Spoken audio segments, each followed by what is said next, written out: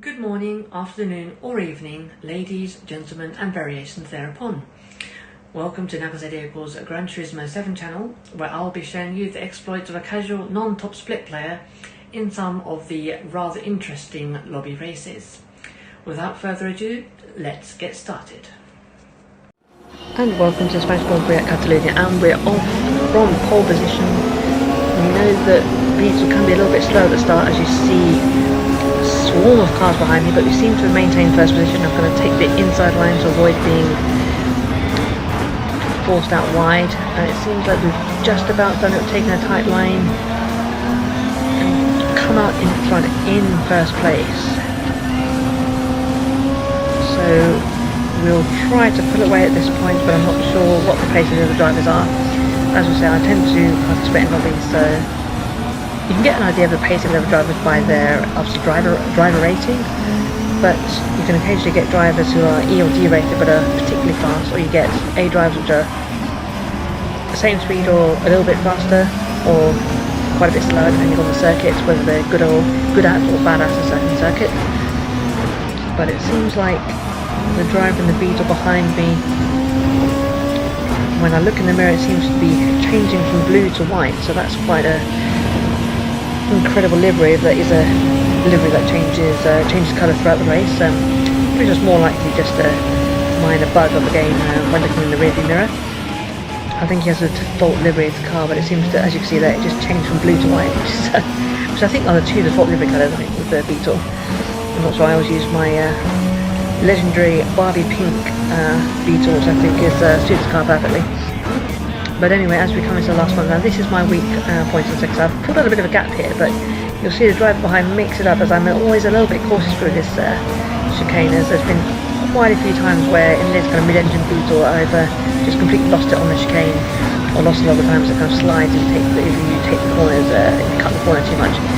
So there's either lots of time for sliding or getting a penalty for cutting the chicane too much. So as you can see, he fought right up to the back of me, tries to go for a move. I know this driver, he tends to be quite aggressive on the brakes. He does brake quite late. He's generally not too bad to race with. He races quite well, but he is a little aggressive in his style, so I have to bear that in mind as I make a bit of a mess of that turn 3 there, and he manages to pass me on the inside. He takes a good line there. As you can see, he brakes quite late. He has quite late braking style, it seems, but it seems to compromise on the exits, although he got quite a bit of exit up there.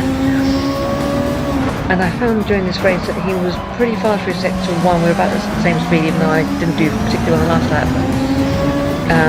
He was good in the final chicane, but this section here I seem to have a bit more pace than him. So as you can see, I come out of that corner and close noticeably on him, and he seems to slow down quite a lot this corner. So I just put a minor dab of the brakes there. You can see I'm right behind him now. I cut off a lot less speed than he does there. So it's interesting to see we've got the same car, but we have different strengths around the circuit, and I managed to brake just at the right time and re-overtake for that first position. And it seems like a duel between the two of us, as the other drivers seem to be quite a way off, further behind. So now we're going to come into lap 3 or 4. As you can see here, he comes right up to the back of me. I'm just not that great through this section, as I definitely could have turned earlier then, but I know when sometimes to turn earlier, very easy to get a penalty, or you just slide over those curves in this kind of MR car. And I think that's why the FR cars they're very easy, they can attack those curves quite easily in most of the FR cars. But he's into the slipstream, and I know he's pretty going to go for it, so I'm going to aggressively defend the inside. He goes to the left, so I go to the middle of the track to get a bit of a better line, keep it on the apex, and I've maintain first position. Now this time I need to take a better line through his corner, so I'm still taking quite a tight line, because I know he's going to try and put up the inside, but I think I've got a better exit speed there. He wasn't able to overtake me this time.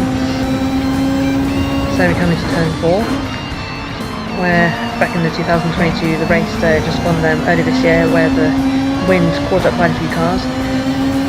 Obviously no wind in this game. As you can see, he brakes quite late, but I've just defended the inside line. There's no way through there. I've taken a pretty tight line, and I seem to have got a slight better exit somehow, even though I've taken a tight line through there. Now this is a section where I think I can make up a bit of time. So I exit that corner. You can see he looks a little bit smaller than Reiko now. Now this turn, just a slight dab of the brake, and I try to accelerate out the corner. He seems to done better than last time though, so he's still pretty close, and I know he's probably going to go for an attack up the chicane.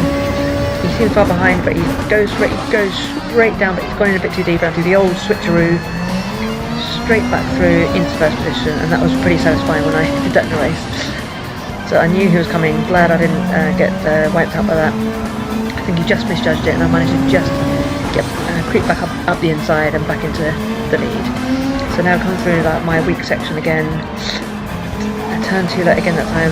Second part of the game was okay, but yeah, that first part I'm always a bit tentative to turn in too early because of the shortcut issue and tripping over the curbs. But coming to the final lap, still in the lead.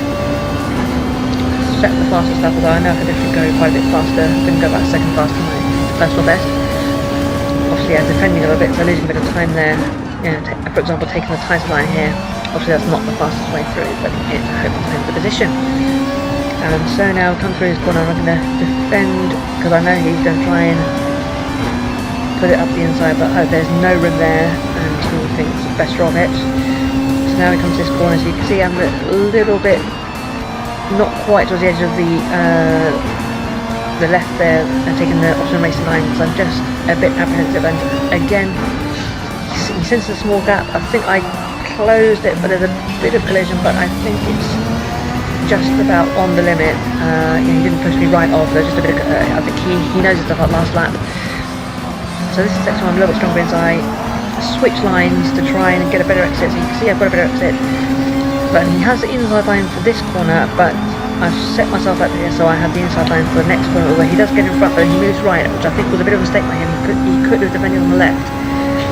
He leaves line wide open, which allows me to brake late and take the inside line for this hairpin, which is one of the best overtaking spots on this circuit. So I think if that was myself, I think as soon as I saw myself in front, I would have moved to the left to try and defend and keep that line, but he seemed to stay right, which gave me the opportunity to come back at him. So coming to the last chicane, I'm just going to take it very cautiously, and it seems that he's overshot it there, so that gives me a good run out of the last corner and through to just about win the Catalunya Grand Prix, well, GR3 sprint body race. Thanks for watching.